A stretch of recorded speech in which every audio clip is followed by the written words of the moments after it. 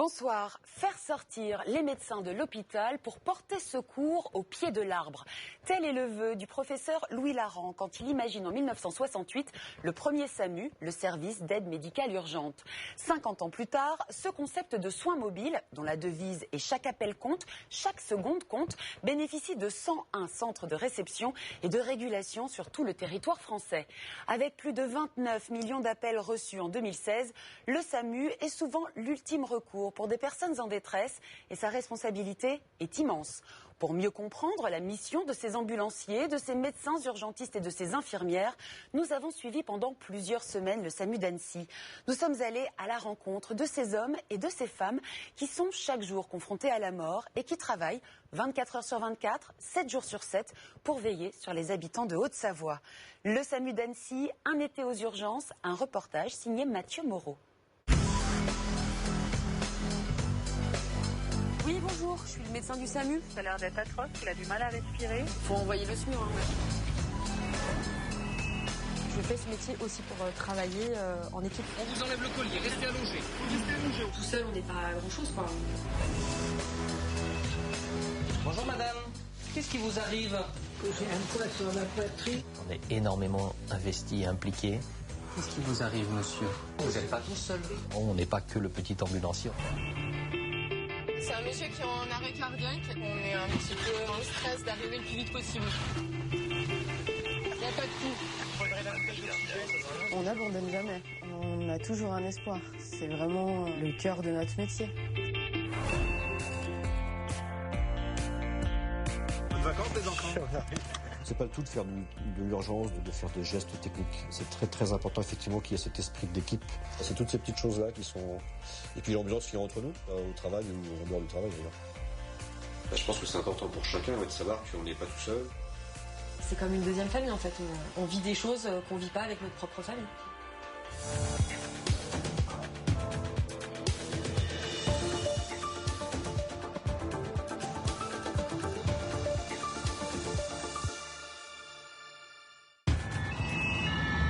Mercredi 1er août, à Annecy, en Haute-Savoie.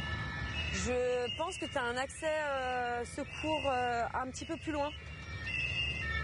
Au milieu des voitures de touristes, l'ambulance de Christophe se faufile à toute allure. À bord, Marion, médecin urgentiste. L'équipe du SAMU a été appelée pour un accident au bord du lac. Oh là là, j'avais prédit qu'on irait à la plage aujourd'hui. Hein? La victime, un Anglais. Oh putain, il va falloir que je parle anglais, ça c'est pas avec ça. Vous parlez pas anglais, Marion? Pas très bien, a little bit. Et promis, un jour je m'y mettrai, parce qu'on est quand même dans une région touristique où on est souvent amené à parler anglais quand même. À cette saison, dans cette région, un touriste sur 3 est étranger. T'as pris le Calinox? À peine arrivée, Cécile l'infirmière et Marion le médecin interrogent les pompiers déjà sur place sur l'état du blessé. C'est une luxation d'épaule, vous pensez? Ouais, elle est belle. Il s'est fait ça comment? Bonjour, 3 mètres. Ah oui, moi je me suis douté que c'était une histoire de plongeoir. Hein. Donc réception directe sur l'épaule et puis... Réception okay. Surprise, ce plongeur téméraire n'a pourtant pas le profil d'un casse-cou. Parce que... Bonjour. Bonjour monsieur, I'm the doctor. Oh, good. How do you feel now? Terrible. You have the pain of the... Terrible, okay. terrible. You have other pain? No, only this. This okay. This. Do you have some no. medical problem, No. allergy? Nothing. Okay. T'as vraiment la tête. L'homme a fait une mauvaise chute de ce plongeoir. Il est tombé sur l'épaule, mais il y a eu un choc de 3 mètres. Hein. Une luxation, c'est très douloureux. Marion lui administre un gaz calmant, pendant que Cécile prépare une perfusion de morphine. Si le douleur arrête, ça va. Ça, c'est le plus important. On fait pour. Ouais. Là, on est en train de faire pour. Ouais. D'accord. Là, on le calme, on le transporte dans le VSAV, et puis dans le VSAV, tranquille. It's very important to be relaxed. We are here for you, okay? I'm very happy. I'm so happy to see your lovely face. It's like a dream. Both of you. La morphine commence à faire son effet. Le blessé va pouvoir être transféré dans le camion des pompiers. Ouais, bah en fait, moi je voudrais qu'on l'assoie parce que j'aime bien réduire assis. Alors... Parce que là, on peut pas plus le mettre au milieu. You don't want the gas? because I would like to try to reduce. Okay? But On peut monter? il est pas assez détendu là, ça va pas marcher.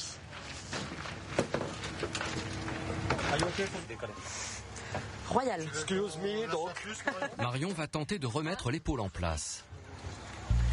Relax. Pendant que Christophe et Cécile calment le patient avec le gaz, A lot of relax. Look at me, that's better. Yeah. You can look my friend if you want. Oh, fuck. Yes, strike. Marion réalise la délicate manipulation.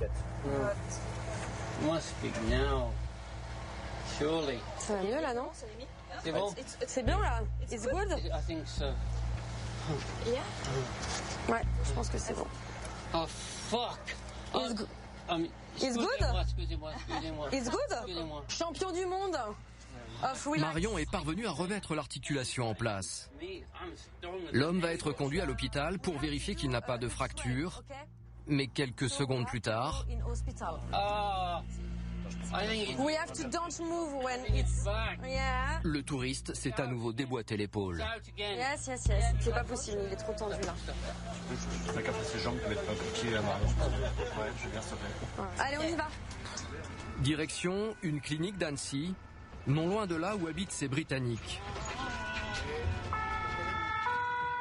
Le blessé a du mal à se détendre, malgré les drogues. Marion va alors utiliser une autre technique, l'hypnose. Ne parlez plus. Respirez, fermez les yeux. Et puis essayez de penser à quelque chose d'agréable. D'accord? Et de respirer calmement, doucement. Une méthode douce, Et de penser à... impensable il y a encore quelques années à bord d'une ambulance. Ou de dormir, de fermer les yeux tranquillement. Inspirez, expirez. Et vous vous centrez sur votre respiration. Très bien. Vous vous enfoncez dans le brancard. Après quelques heures aux urgences, le touriste anglais reprendra ses vacances, l'épaule en place. Mais cet été, pour le SAMU d'Annecy, toutes les interventions ne seront pas aussi simples.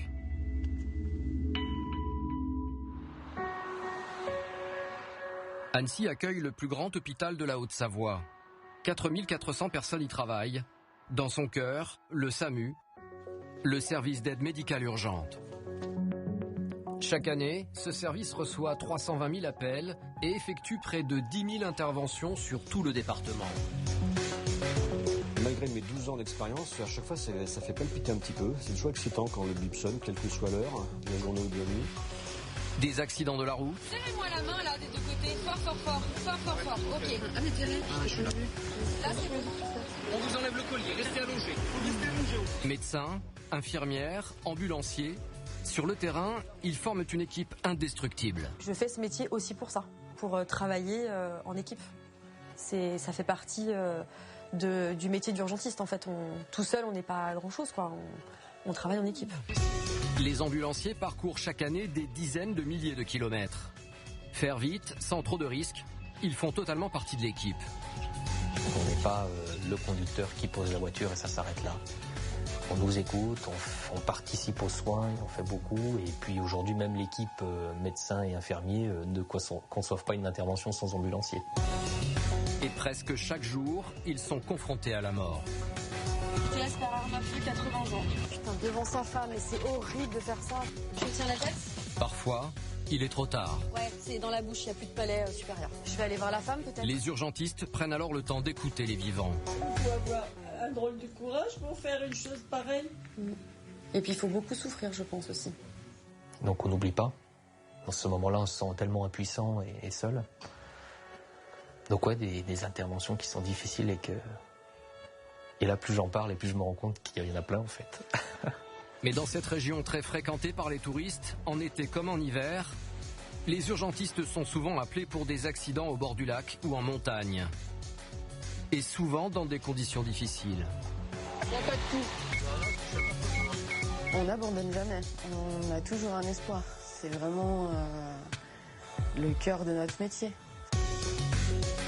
Une évacuation par hélico si possible avec dragon. Ils sont là encore lors des grands événements, comme la fête du lac Plus de 100 000 spectateurs et des accidents. Bonjour monsieur, je suis le médecin de garde. Vous avez toujours mal dans la poitrine là? Monsieur, ça va? Monsieur? Monsieur? Monsieur? Tout l'été, nous avons suivi ces femmes et ces hommes parmi les meilleurs urgentistes de France. Ah, je suis désolé, je vais devoir vous laisser les enfants. Le métier m'appelle. Christophe, Laurent, Marion, Fabien, Virginie, ils ont tous fait de l'urgence un choix.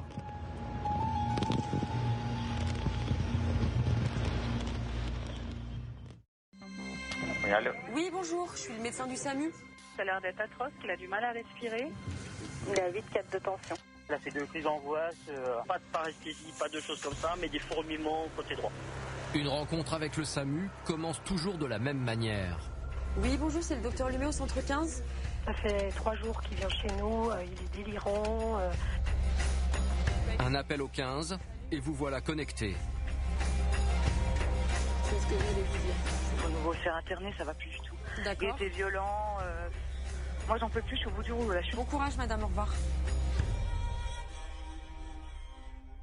En Haute-Savoie, c'est dans un bâtiment proche de l'hôpital que parviennent tous les appels d'urgence.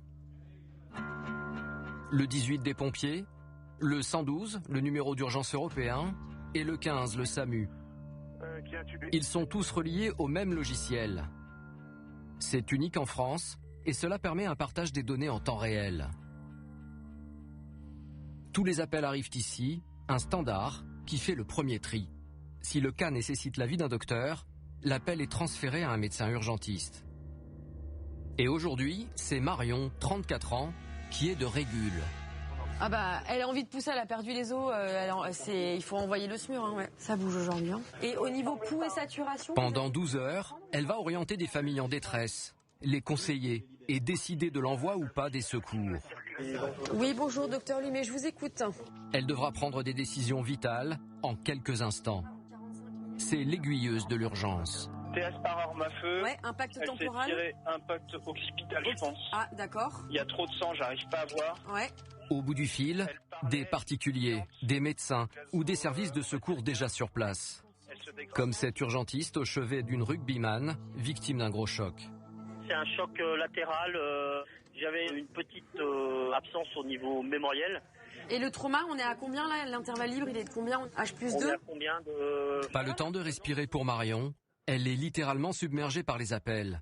Et pas toujours des urgences. Là, ça arrête pas, ouais. Oui, bonjour, vous appelez pour votre fils qui a 18 ans et qui saigne au niveau du nez, c'est ça? On a un peu la tête dans le seau, mais ça fait partie de l'activité de régulation. Hein. Et puis, je pense que ça va pas aller en s'arrangeant puisque la population a quand même tendance à demander beaucoup au centre 15 et pas tout le temps des urgences. Voilà. Qui appelle? Tout le monde. Et pourquoi? Pour tout. Pour tout? Ouais. De l'urgence vitale à la demande de conseil pour prendre un Doliprane, à une piqûre de guêpe avec une rougeur. Voilà, ça va de l'arrêt cardiaque à ce genre de petites choses. Il est 11h58. La plateforme a déjà reçu 424 appels, dont 306 pour le SAMU. Elle sent la tête avec les doigts. Ouais. Donc là, il va y avoir un accouchement en direct aussi. Et l'autre, c'était l'arrêt en EHPAD. Concrètement, de ce qu'elle me dit, ça serait sa voisine qui est gravataire, qui fume au lit. Les reconnaissances dans les étages supérieurs sont en cours. C'est une dame gravataire qui fume au lit. C'est exactement ça, la clope fatale. Ouh là là là là. Et moi, j'appelle la maternité. Salle de naissance, bonjour. Oui, bonjour, c'est le docteur Lumé au centre 15. Je vous annonce l'arrivée avec une équipe médicale d'une jeune femme de 19 ans qui aurait perdu les os à 11h avec des contractions dans les suites. Depuis la prise en charge, il n'y a plus de contractions, elle a des bonnes constantes. Elle arrive d'ici une petite demi-heure. Non, c'est pas eux? C'est avec le SAMU? Ouais. Bah, je crois qu'ils sont là. Ah bah, ok, il m'a passé son bilan, elle était en train d'arriver. Ok. Merci beaucoup. Au revoir. Au revoir. Oh putain. Qu'est-ce qui se passe? Donc là, on a un appel sur une tentative de suicide par arme à feu, un monsieur qui se serait tiré une balle dans la tête mais qui respirerait encore. Donc une urgence vitale absolue.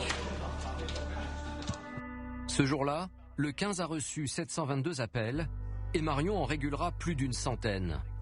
Pendant 12 heures, elle a rassuré des patients, envoyé des équipes en urgence, les a guidés et a trouvé des places dans le bon service.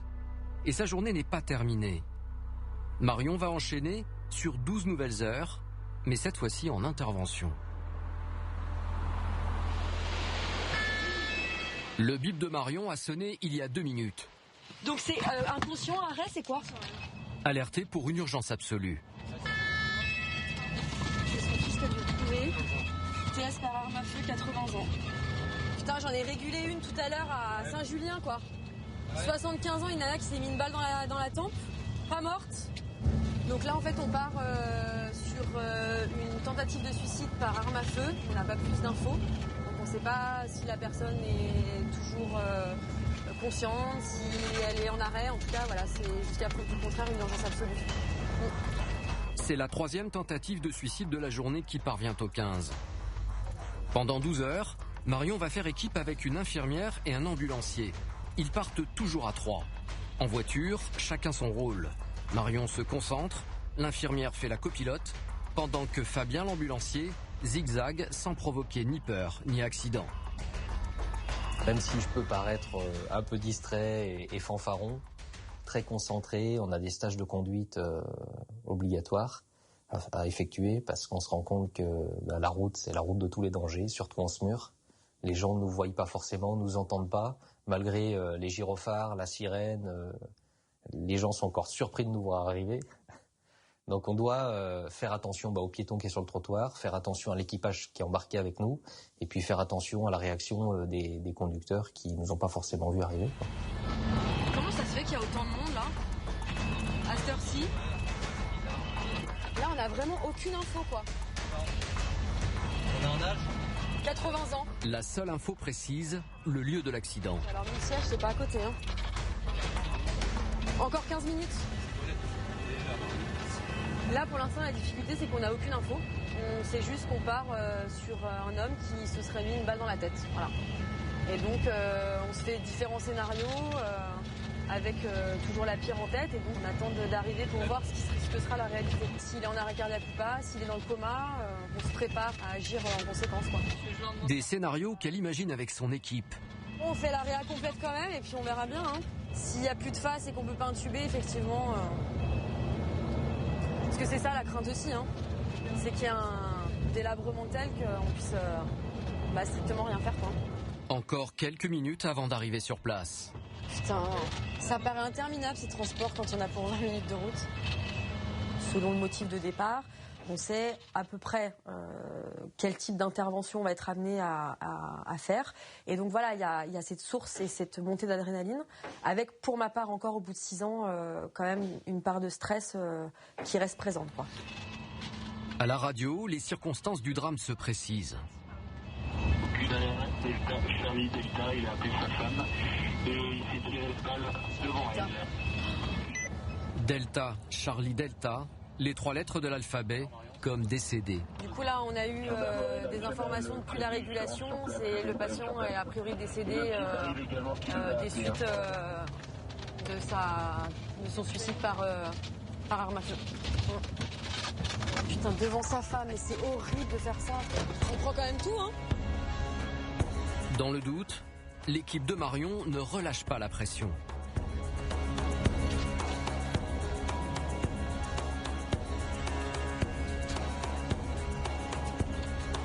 Ces informations, parvenues au fur et à mesure, ce sont les pompiers déjà sur place qui les ont transmises. Un homme de 80 ouais. ans s'est mis une balle de fusil de chasse dans la tête. D'accord.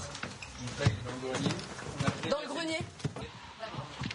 À l'étage, dans le grenier, les gendarmes ont récupéré l'arme du suicide. Je pense dans la bouche, hein, non? Ah, il y a un gros orifice de sortie là, je pense. Ouais. Ouais, mais à mon avis, c'est dans la bouche et l'orifice de sortie est là. Putain, je déteste faire ça. Pour Marion, il n'y a plus rien à faire. L'homme est mort.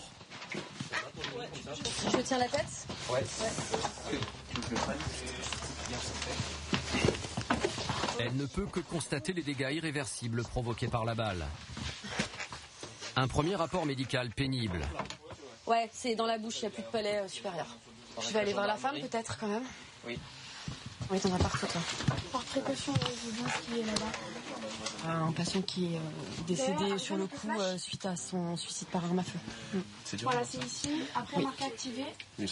Non. Pendant que les gendarmes font leur constatation, Marion et Fabien vont prendre le temps d'écouter la femme de la victime. Si le SAMU travaille toujours dans l'urgence, aujourd'hui, il fait une pause. La parole atténue parfois les blessures. Bonjour docteur. J'arrive, il était assis. Et hop.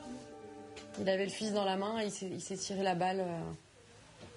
C'est très traumatisant et très brutal. Vous vous sentez comment là? Pour le moment, j'y crois pas. Ouais, vous êtes sidéré pour l'instant. Mais il faut avoir un drôle de courage pour faire une chose pareille. Et puis il faut beaucoup souffrir, je pense aussi. C'est pas forcément du courage, c'est beaucoup de peine et beaucoup de souffrance. Des fois, il me disait quand j'en aurai marre, je me tirerai une balle et puis je serai tranquille. Et ce que je ne comprends pas, c'est qu'il n'a pas pensé à ses enfants, parce qu'il adorait ses enfants. Mais effectivement, dans un moment comme ça, c'est... La souffrance est tellement importante. Qu'il n'y a pas de...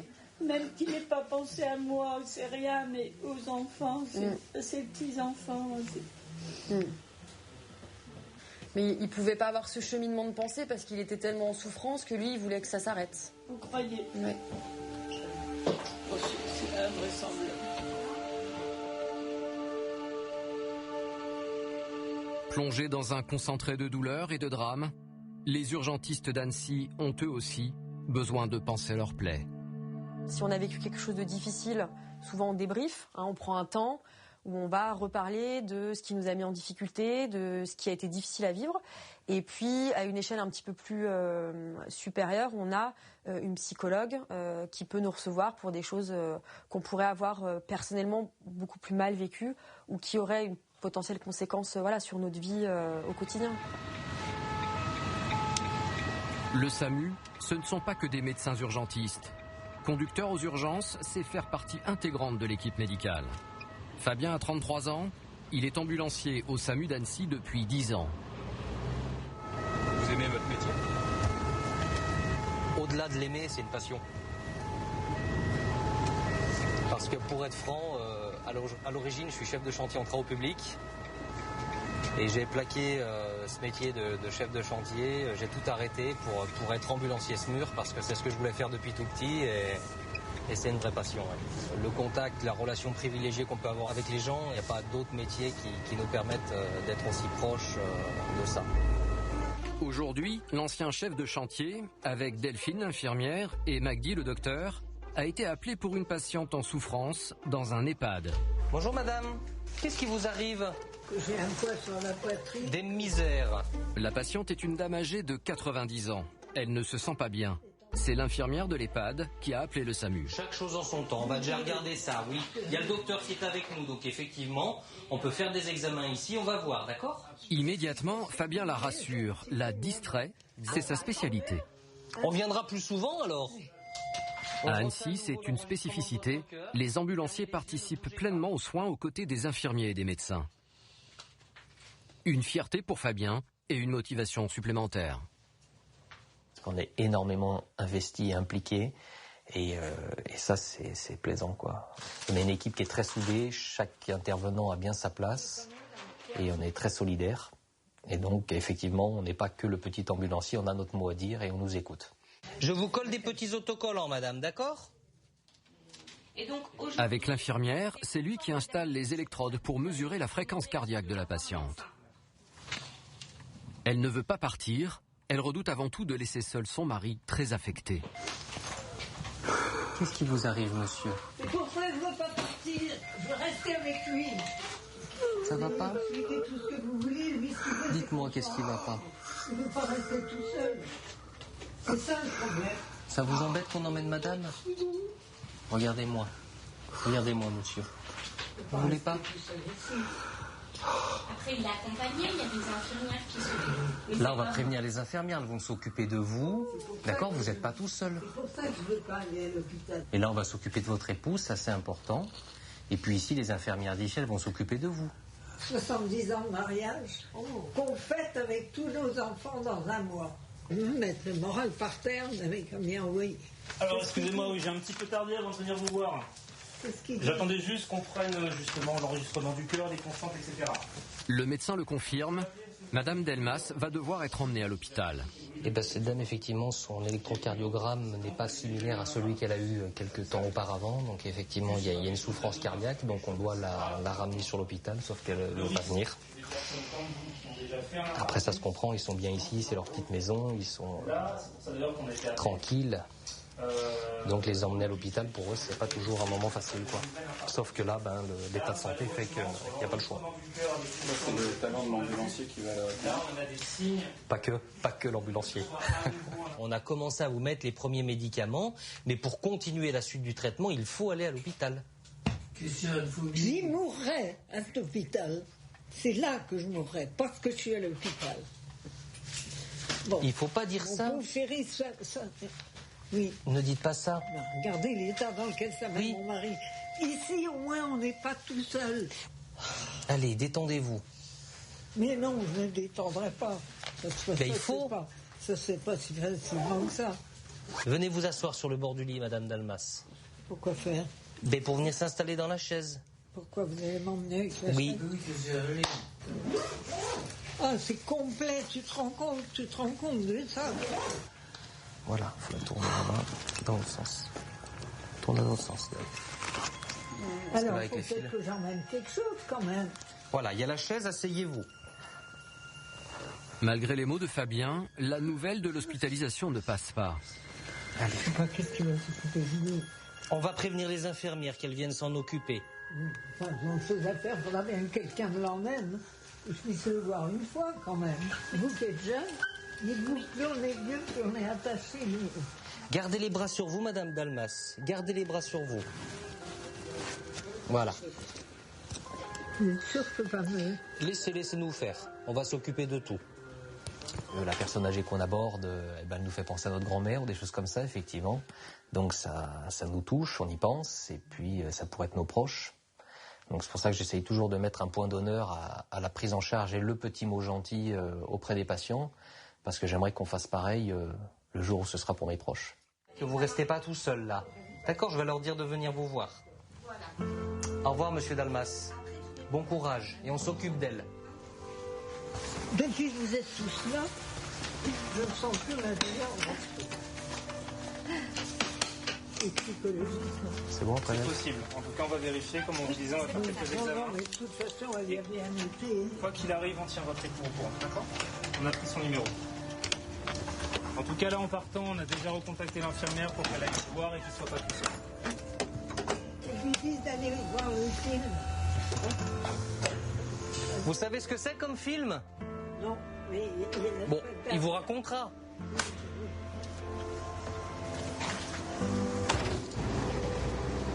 Fabien, ça vous arrive d'être ému? Bien sûr que ça arrive d'être ému. Là, la patiente qu'on vient de prendre en charge, elle nous avoue que ça fait 70 ans qu'ils sont mariés. Et elle me faisait une petite confidence dans l'ascenseur. Elle me disait, ça fait 70 ans de mariage et c'est 70 ans d'amour et on s'aime encore. Et c'est chouette, quoi. Je trouve ça beau. Donc oui, c'est un beau moment, c'est des moments de partage avec les gens et c'est bien. La vieille dame passera quelques jours à l'hôpital avant de retrouver son mari et toute sa famille pour leurs 70 ans de mariage.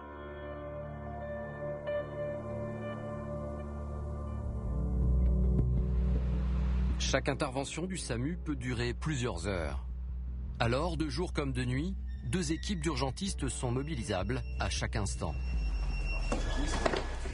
Un monsieur de 40 ans qui est en arrêt cardiaque.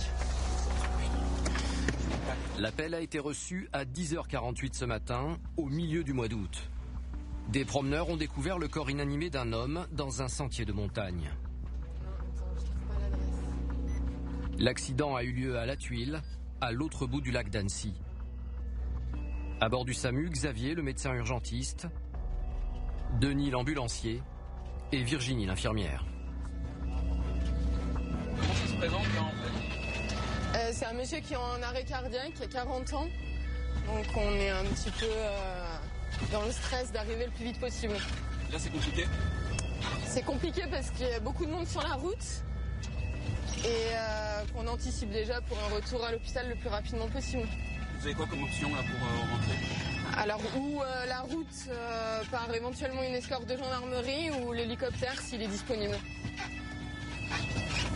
Donc là, le plan d'action, c'est quoi? Attends, 2 à gazon déjà, là. Au volant, Denis n'hésite pas à forcer le passage. Devant, les voitures ont à peine le temps de s'écarter. Des manœuvres impossibles avec un malade à bord. Je suis trop vite. Je suis tout droit. Non, là, ouais. Dans la voiture, le rôle de l'infirmière, Chemin de la Balme, tu vois. c'est d'aider l'ambulancier à trouver son chemin. Ah non, j'ai pas le temps. Le GPS n'est pas toujours suffisant. Et là, j'ai pas de numéro, donc tu vas voir les pompiers. Hein. Bonne pioche, les pompiers sont à portée de vue. Ah mais c'est dans un chemin. Chaque membre du SAMU connaît parfaitement son rôle. L'équipe ne perd pas une seconde. Les pompiers, basés non loin de là, sont arrivés les premiers. Mais comme ils ne sont pas médecins, ce sont souvent eux qui appellent le SAMU. La victime, elle, est au bout de ce sentier. À cet instant, le cœur du promeneur ne bat plus. Par chance, ce jour-là, les pompiers ont dans leur équipe une infirmière.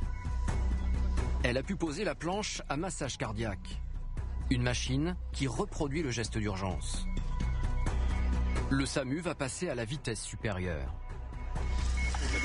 Je prépare des médicaments pour que le médecin puisse l'intuber, lui mettre un tuyau dans la bouche pour respirer correctement.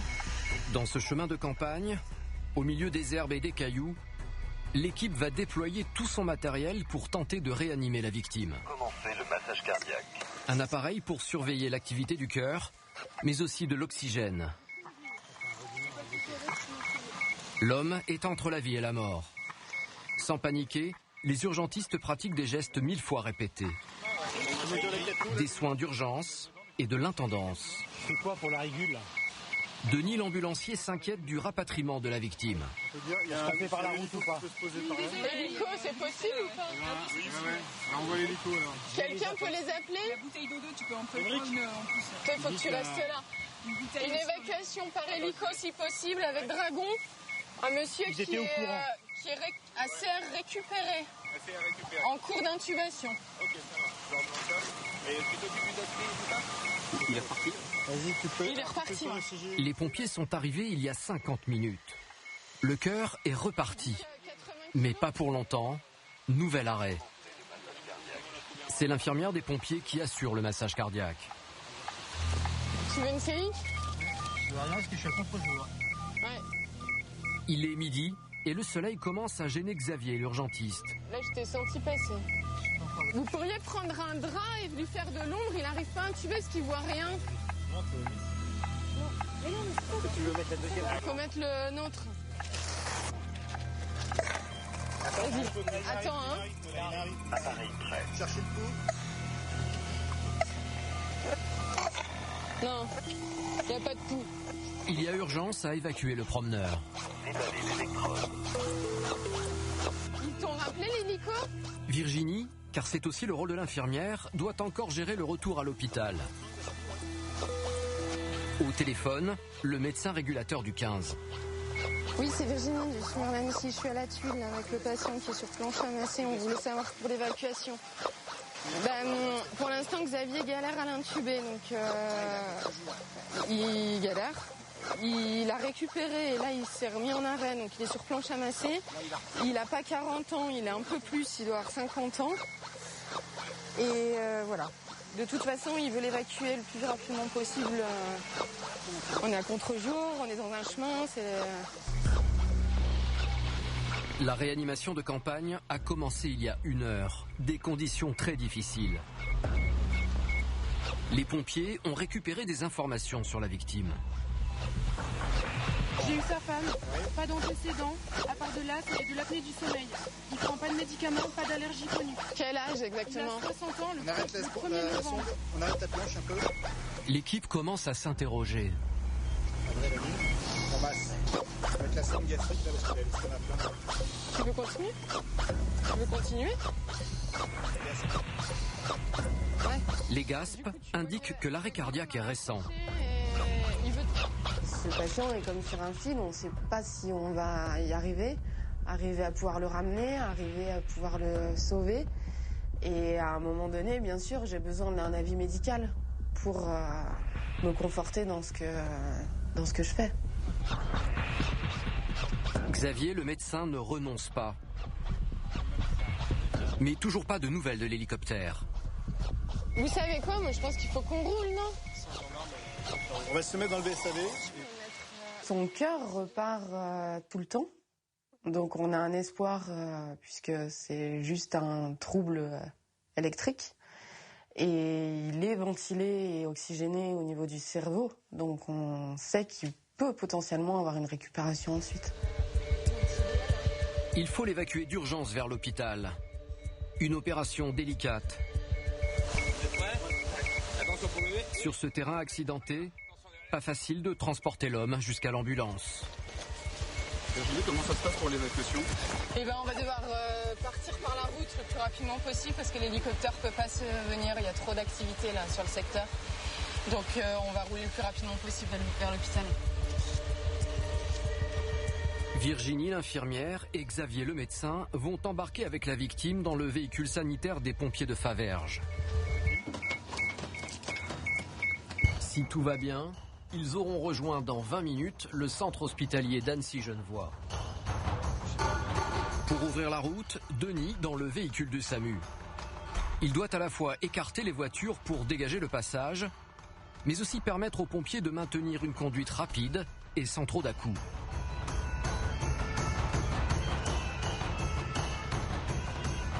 À l'arrière de l'ambulance, Xavier ventile la victime. Toujours un pouls. À ce moment, pourtant, le diagnostic vital du patient de 60 ans est toujours engagé. C'est encore Virginie qui doit coordonner la prise en charge du promeneur avec le service de réanimation. Je voulais juste te prévenir qu'on n'était pas sûr de l'intubation avec Xavier et qu'il voudrait que tu prépares si jamais pour le réintuber ou le fibro. Ouais. Ouais, c'est ça. On arrive dans le garage. On vient en réa direct? Ok, à toutes. Moins de 2 heures après son départ des urgences, le SAMU arrive enfin à l'hôpital. Allez, feu.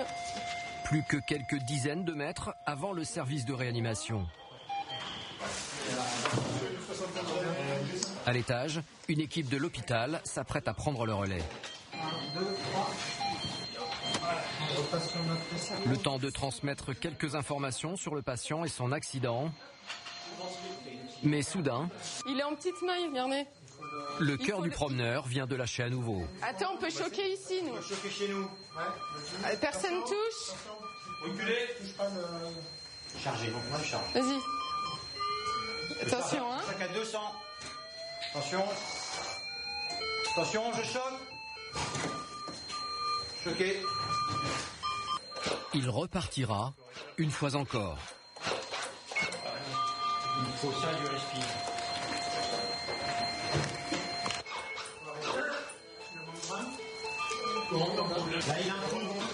Pour Xavier, le médecin urgentiste, Virginie et Denis, l'ambulancier, la mission est désormais terminée.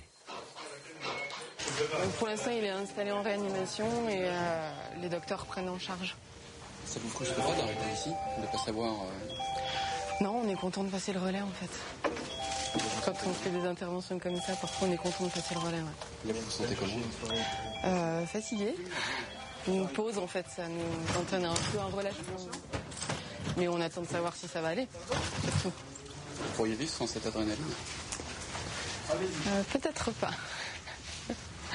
Grâce à l'intervention des pompiers, puis du SAMU, le promeneur a été sauvé. Il retrouvera son rythme cardiaque et ses esprits quelques jours plus tard, sans aucune séquelle grave. À l'hôpital, on naît, on vit, on revit et parfois on meurt. Certains patients recueillis aux urgences n'ont pas la chance de ce promeneur. Virginie, infirmière au SAMU depuis 15 ans, dédie une partie de son temps depuis 4 ans au don d'organes. C'est une sorte de continuité par rapport au SAMU. Je vois parfois des patients que je ramène à l'hôpital et qui passent ensuite en en mort encéphalique et pour qui on peut aborder un don d'organes. Et je trouve que c'est une continuité de la vie pour des gens qui sont en attente de greffe. Et ça permet vraiment une globalité de mon travail. Dans une salle de réunion, ce soir, elle rencontre les frères et sœurs d'un homme qui vient de mourir aux urgences d'un AVC soudain et généralisé. Le défunt ne s'était pas opposé au don. Virginie veut s'en assurer auprès de ses proches. Bon courage. Merci. Et je vous appelle de toute façon demain matin, c'est ça, pour vous donner des nouvelles de ce qui s'est passé cette nuit, des organes qui auront été imprimés. Un moment toujours délicat, mais la famille est convaincue par le don d'organes. Pour la famille, c'est très difficile. C'est une demande qui a été faite auparavant. On les rencontre en entretien et on cherche la volonté de cette personne qui est décédée, la volonté du défunt. On ne cherche pas spécialement l'avis de la famille. On veut savoir si cette personne aurait voulu donner ses organes. L'homme de 62 ans, en mort cérébrale, est maintenu sous respiration artificielle pour conserver ses organes. On espère pouvoir sauver le cœur, les poumons, les reins, le foie, peut-être le pancréas, et ensuite tous les éléments du corps annexes, donc les cornets et éventuellement les vaisseaux des jambes. C'est un trésor là. Il y a des gens qui vont pouvoir bénéficier de ces organes et reprendre une vie normale.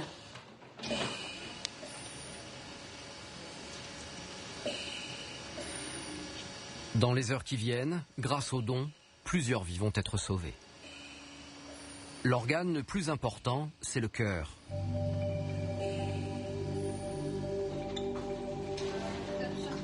Plus de 500 patients en moyenne sont en attente chaque année. Et chaque année, il en manque quelques dizaines. L'équipe de cardiologie doit vérifier l'état du cœur du donneur. Virginie, comment ça se présente, de ce qu'on voit? D'après le docteur, le cœur a l'air en bon état et prêt à fonctionner pour quelqu'un d'autre. Donc ça, c'est une bonne nouvelle? C'est une bonne nouvelle, oui. Malgré la situation dramatique, Virginie se raccroche à l'espoir. Celui des autres patients dont la vie sera bientôt prolongée. À Annecy, c'est elle, avec 6 autres infirmières, 2 docteurs et une psychologue, qui coordonne la répartition de ces organes partout en France. Oui, allô? Oui. Ok. Eh bien, dès que j'ai des nouvelles pour les poumons, je t'appelle. Très bien, merci. Au revoir. Virginie, c'était qui? Là, c'est l'hôpital Bichat, le chirurgien cardiaque, qui appelle et qui acceptait le cœur. Donc, il me demandait à quelle heure il pouvait arriver à Annecy pour le bloc opératoire. Donc ça y est, ça commence? Ça y est, ça commence. On va commencer à avoir des appels et puis toute la procédure va se mettre en route. Il reste combien d'organes à distribuer? Il reste encore les poumons, les reins et... voilà. Toute la nuit, les chirurgiens se relaieront pour prélever les organes du donneur. 24 heures après sa mort cérébrale, le défunt sera rendu à sa famille. Au même moment, à Paris, un patient recevra son cœur. Mon moment privilégié, c'est le moment où le bloc opératoire se termine et où on s'occupe de ce donneur en lui faisant une toilette et où on prend soin de lui sur les derniers instants où tout est terminé. Ensuite, c'est le retour des personnes qui ont été greffées et qui reprennent une vie normale. C'est les 2 moments clés dans ces procédures qui me réjouissent de continuer en tout cas ce métier.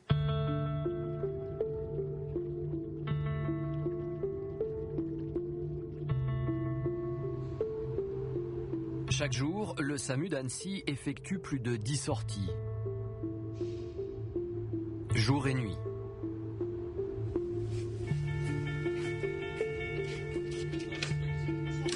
Entre 2 interventions, l'équipe de garde se repose dans la salle de crise, mais rarement longtemps.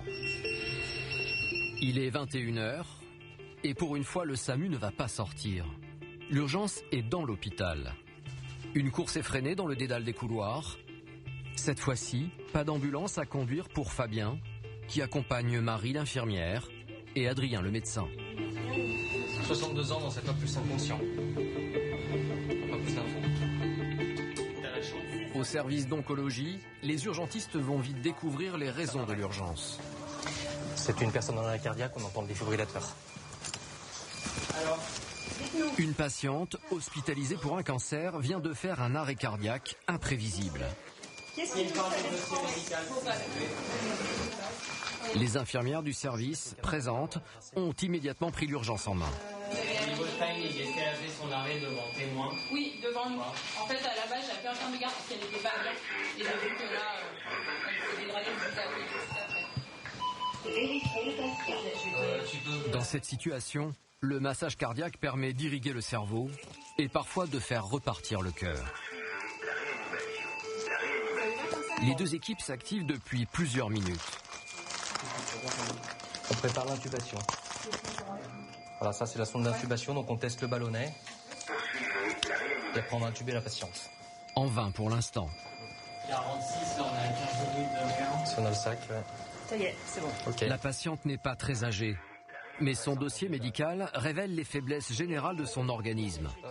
Les chances de succès de la réanimation sont dans ce cas assez faibles.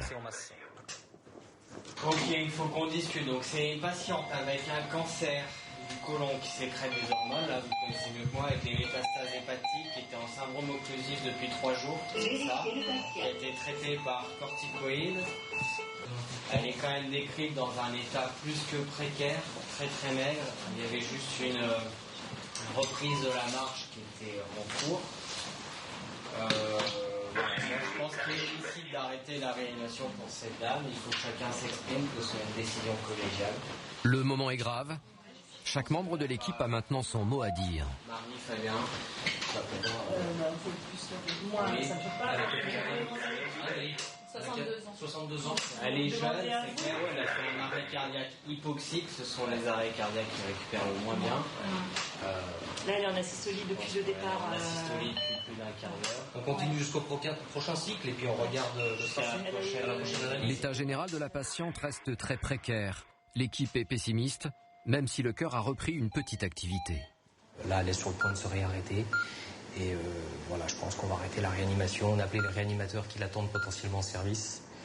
Mais au vu de la tension et des paramètres que l'on a, je pense qu'on va arrêter. C'est une décision qui, comme vous avez pu le voir, qui n'est pas prise seule. On décide équipe entière et puis avec l'équipe qui a attaqué la réanimation aussi.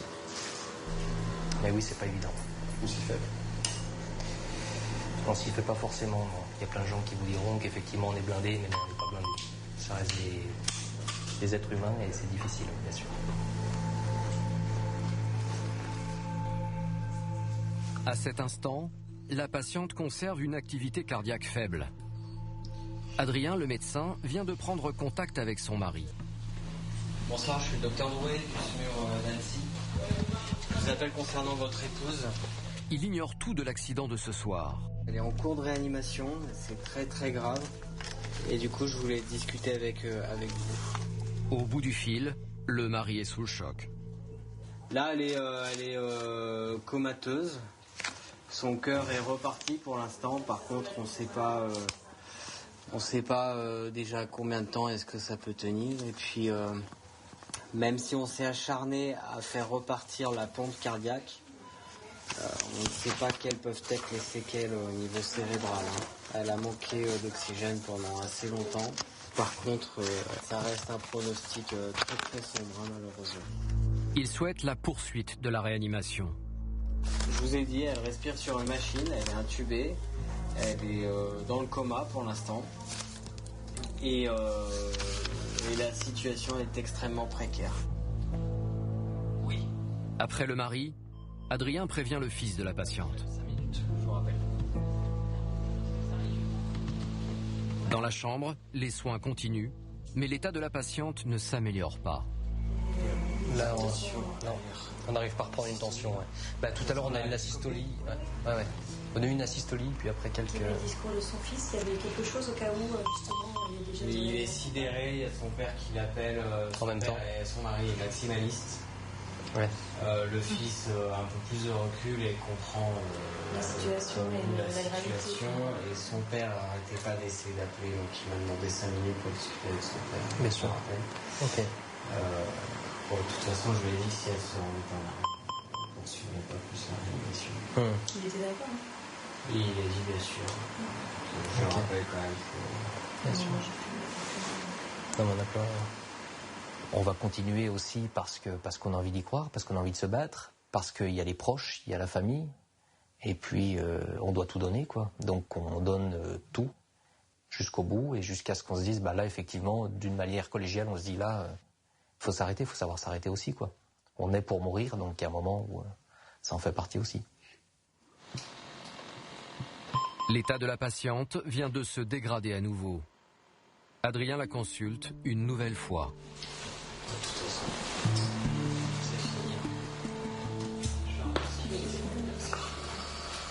Bon, malheureusement, elle a refait un arrêt cardiaque. Donc, elle est morte. Il est bientôt minuit. Malgré tous les moyens mis en œuvre pour sauver la sexagénaire, le corps n'a pas tenu. Rien ne devait se passer comme ça ce soir, et c'est pourtant le quotidien du SAMU. On s'attendait pas à ce qu'elle soit en arrêt, quoi. Sur l'ordre de départ, tu pars pour inconscient. C'est quand tu arrives dans le couloir, tu entends le défibrillateur, tu dis ah, ok. Tu fais le max, tu donnes tout, on fait tout, et puis après, bah, malheureusement, c'est comme ça. Bah, c'est surtout que c'était pas une mort qui était attendue maintenant, quoi. Ah oui, c'est minuit déjà, là. Ouais. J'ai même pas eu le temps d'aller pisser, putain.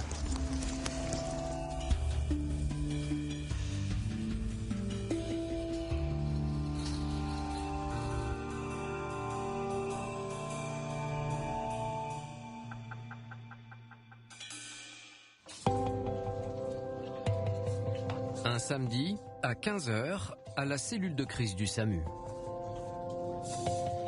Ne pas oublier de quoi suturer. C'est bon. On a pris des petites sutures en plus. Les infections, pansement sain.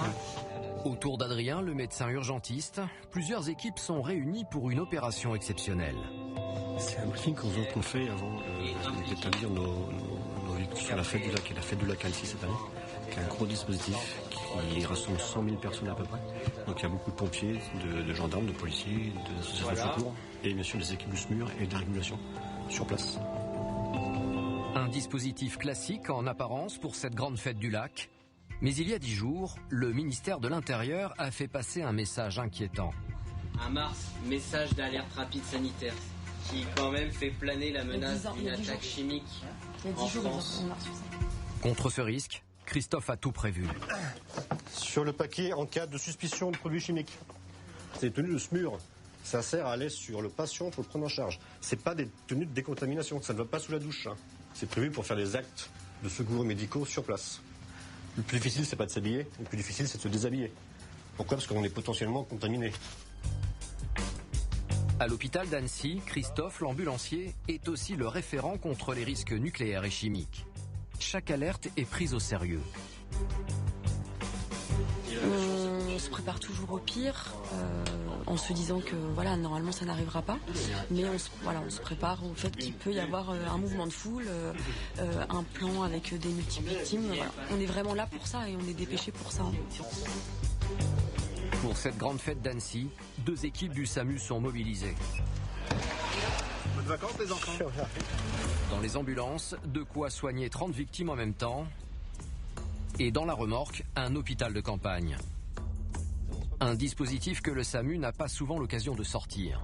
On est très peu de médecins à avoir été sur des plans multivictimes ou des grosses catastrophes. Et donc, ça nous permet de revoir certaines bases et certaines théories qui seront peut-être un jour à mettre en application. Mais les premiers gestes au bord du lac ce matin ressemblent davantage à ceux que les campeurs connaissent parfaitement.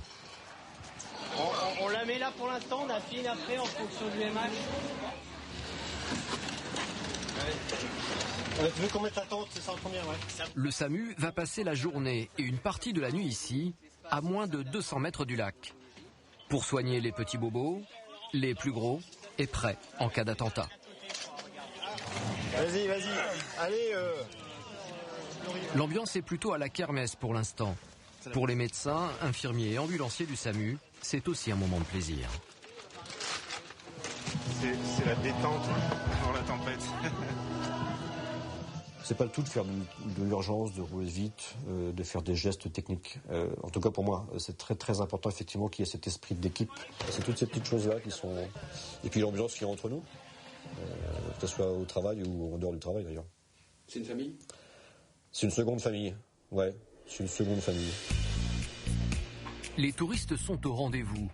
Des milliers qui se promènent, pique-niquent ou se prélassent au bord du lac. Tous attendent le clou de la journée, un feu d'artifice sur l'eau, une attraction régionale. En fin de journée, le SAMU ne peut déplorer que quelques petits malaises. Il fait très chaud et certains sont déshydratés. Là, pour l'instant, c'est assez calme, mais quand on regarde tout autour de nous, on se dit que ça va pas rester comme ça très longtemps. Il est bientôt 23h, le feu d'artifice commence. Plus d'1 heure de spectacle pyrotechnique, toute l'équipe peut en profiter. Une tradition très ancienne à Annecy qui a commencé sous Napoléon III en 1860, quand la Savoie a été rattachée à la France.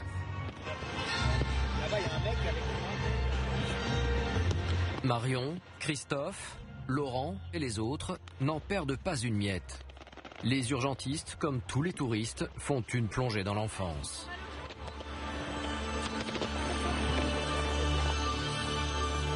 Ni le vent, ni la pluie n'ont perturbé le spectacle grandiose qui se termine.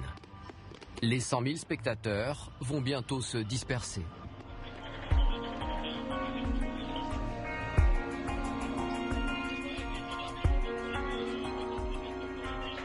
Là, c'est la fin. Et donc, comme on peut le voir, ça s'agite dans tous les sens. Donc, je pense que ça va s'agiter pour nous aussi.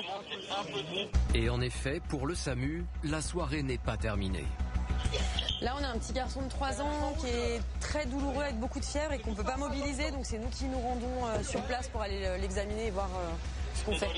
L'enfant a été recueilli par la Croix-Rouge à quelques tentes de là. Oui. Alors, du coup, effectivement, il a une fièvre de 39,9. Il n'y a aucune constante qui est possible à prendre. Il se remet à hurler, etc. Il a pris un Advil vers 20h que sa mère lui a donné. Il avait donc très mal au ventre. Et il se plaint de fourmillements dans les jambes depuis le début d'après-midi. Et dès qu'on touche les pieds, c'est des hurlements encore plus forts. Bonjour Maë. Bonjour. Je suis le médecin. Tu me fais voir où tu as mal? Maë? On enlève un petit peu le t-shirt parce que tu as beaucoup de fièvre et du coup, tu veux pas qu'on essaye de regarder un petit peu? Hein? On garde le doudou? En plus, tu as beaucoup de fièvre, donc il faut qu'on te déshabille un petit peu, d'accord? Le doudou, il reste avec toi. Voilà, regarde. Hop.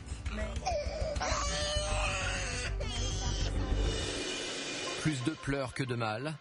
Le temps de le calmer, de l'ausculter. Rien de grave à signaler.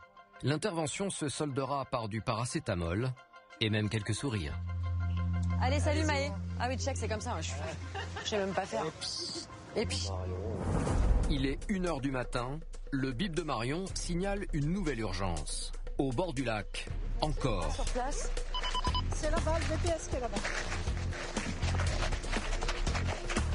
Un homme a été pris en charge par la Croix-Rouge dans un état grave. Pas de bagarre, l'homme est tombé tout seul.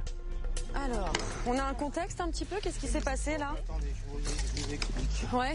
Donc le monsieur a fait un AVC il y a quelques années, ouais. À l'âge de 22 ans, ouais. Il a 30 ans. Ouais. Il a fait une perte de connaissance et il est tombé sur la tête. Quand? Il y a un quart d'heure avant de venir. D'accord, donc il y a eu un contexte traumatique. Il a une forte douleur à la poitrine, il a fait une deuxième perte de connaissance. Devant vous? Devant nous. Oui, d'accord. Bonjour monsieur, je suis le médecin de garde. Vous avez toujours mal dans la poitrine là? Ouais. Elle est où la douleur? Faites-moi voir. Plutôt vers l'estomac. D'accord, et ça va dans le dos ou pas? Ça va dans le dos. Ça monte, ça descend ou ça reste à cet endroit-là? Ça descend, ok. Ah, monsieur? Monsieur, ça va? Il vient de perdre à nouveau connaissance. Monsieur! Voilà, regardez-moi. Son état général est précaire. Il a déjà eu des accidents cardiovasculaires, des accidents cérébraux, à peine 30 ans. L'équipe du SAMU va l'examiner en profondeur. Échographie portable, le cœur, la rate, son état est préoccupant. On va vous transporter sur les urgences, monsieur, pour continuer la prise en charge et faire des examens. Marion veut vite l'emmener aux urgences. Parce que la foule est encore dense aux abords du lac, le SAMU arrive avec une solide escorte, des motards de la police nationale.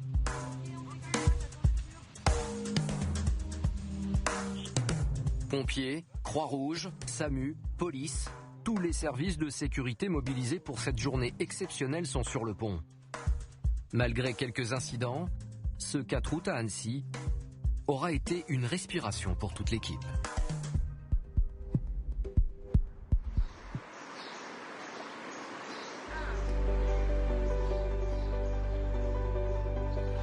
En été à Annecy, les touristes profitent du lac, de ses loisirs et des montagnes alentours. Des dizaines de milliers de touristes parcourent les sentiers de randonnée dans des décors majestueux, des sports et des sorties qui parfois tournent au drame.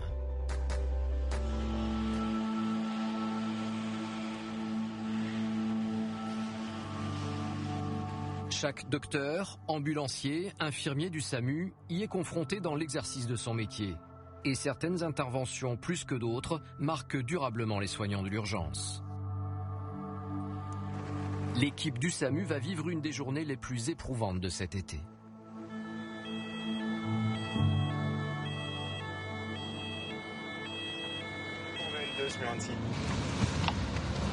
Donc l'intervention date de 16h20, on était à la recherche d'un gamin et un témoin aurait signalé un gamin en bas d'une barre rocheuse salon de dames, reçu salon de dames. Reçu Mathieu. Et du coup c'est quoi ça, c'est un secteur montagne non? C'est en bas de la barre rocheuse, je pense que je suis bien parqué. Au volant de l'ambulance aujourd'hui, Laurent.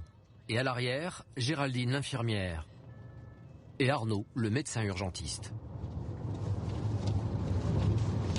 Arnaud, on part sur quoi là? A priori, un enfant qui a été retrouvé en bas d'une barre rocheuse, qui est actuellement en arrêt cardiaque. Il y a une réanimation qui a été débutée par les premiers pompiers qui sont arrivés sur place. On ne connaît pas trop l'histoire, les choses restent assez floues. En tout cas, c'est grave, c'est un enfant, donc il y a toujours beaucoup d'émotions, il y a beaucoup de choses à prendre en charge. Il faut commencer à anticiper les choses dès maintenant là, sur le trajet. L'accident s'est produit à plus de 30 km du centre hospitalier, en secteur montagne. De longues minutes, pendant lesquelles l'équipe du SAMU commence à élaborer un plan d'action. Tu verras sur place pour la sonde? La taille? Comment? Je pense que 5,5, il faut voir après. S'il fait 1m70, ce sera du 7. Ok.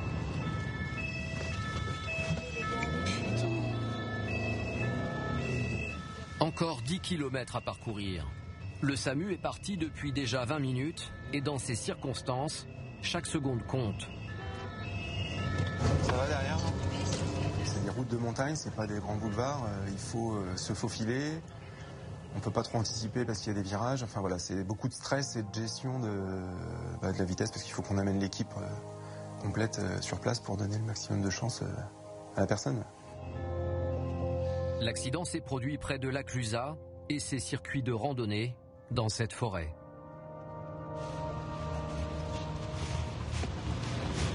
Les pompiers déjà sur place guident le SAMU. Déjà un coup de main pour monter les affaires. Vous montez? Bah ouais, c'est viré là. Ouais, c'est ça. Non. Tu veux le froid ou pas? Vous avez une bouteille d'eau 2 là-haut? La victime a fait une chute de 100 mètres. Après plus d'une heure de recherche, l'adolescent a été retrouvé un peu plus haut, au pied de la falaise. Un accès escarpé et difficile à atteindre. Alertés par les parents, ce sont les sapeurs-pompiers montagne qui ont commencé les premiers soins. Dans une pente à 45 degrés, Laurent fait au mieux pour installer le matériel médical de Géraldine et Arnaud. Les sauveteurs massent déjà le cœur de la victime depuis de nombreuses minutes. Elle est en urgence absolue. Ça va, Gégé? préparer quelque chose.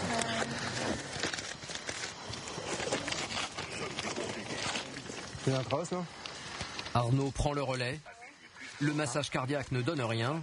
Il décide d'une opération de la dernière chance. Une incision au niveau du thorax pour réguler la pression. Ça va là, toi, moi je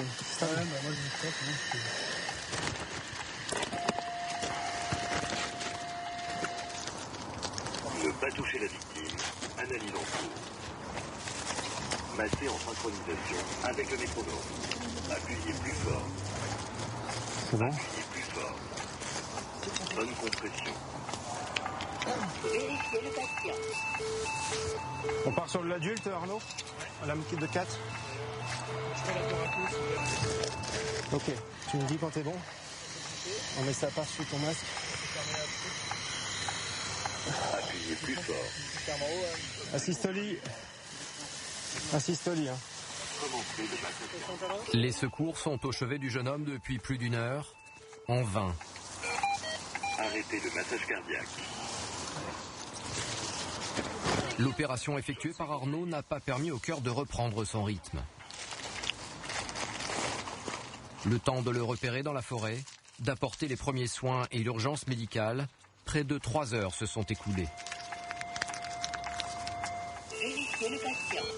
Arnaud, le médecin, le chef d'équipe du SAMU, doit prendre une décision. Appuyez plus fort. Il n'y a plus rien à faire. Mise hors tension de l'appareil.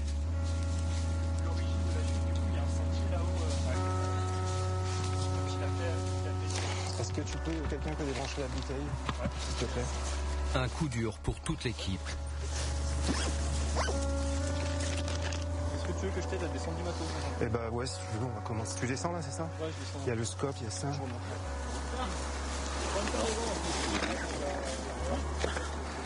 Bah, malheureusement, rien pu faire. C'est pas facile. Là, pour l'instant, c'est un peu dur. On le recherchait depuis 2 heures, apparemment, 2-3 heures. Et le retrouver, il avait débaroulé de... Enfin voilà, c'est... La réanimation a duré très très longtemps et sans signe de vie, on a décidé, le médecin a décidé de son collégial, voilà, si on continuait ou pas. Donc... Là, c'est violent. C'est violent, ouais. C'est dur.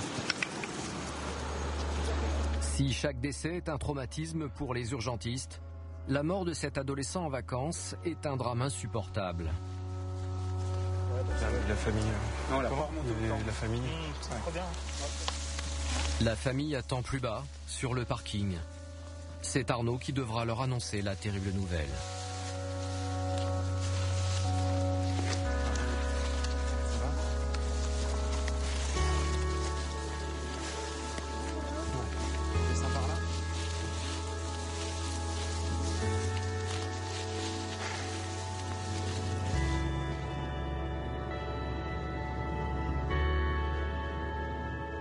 Et là, on a tout le poids qui tombe sur soi.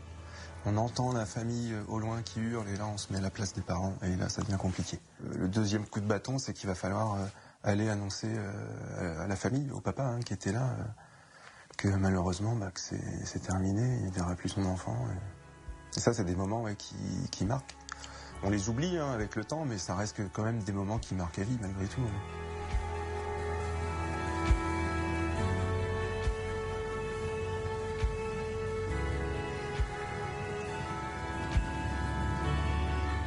Les urgentistes, qu'ils soient ambulanciers, infirmiers ou médecins, doivent toujours se relever.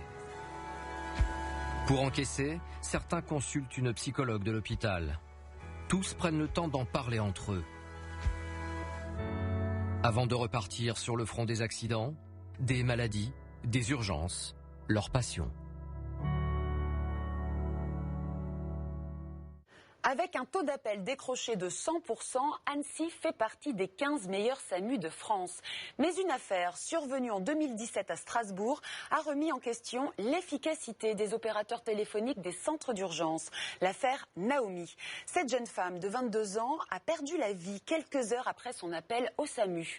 Depuis, certains demandent à reconsidérer le parcours de soins, appelant à plus de modernité, et d'autres réclament une augmentation des effectifs. Révélation touche à sa fin. Merci pour votre fidélité et on se dit à bientôt sur RMC Story.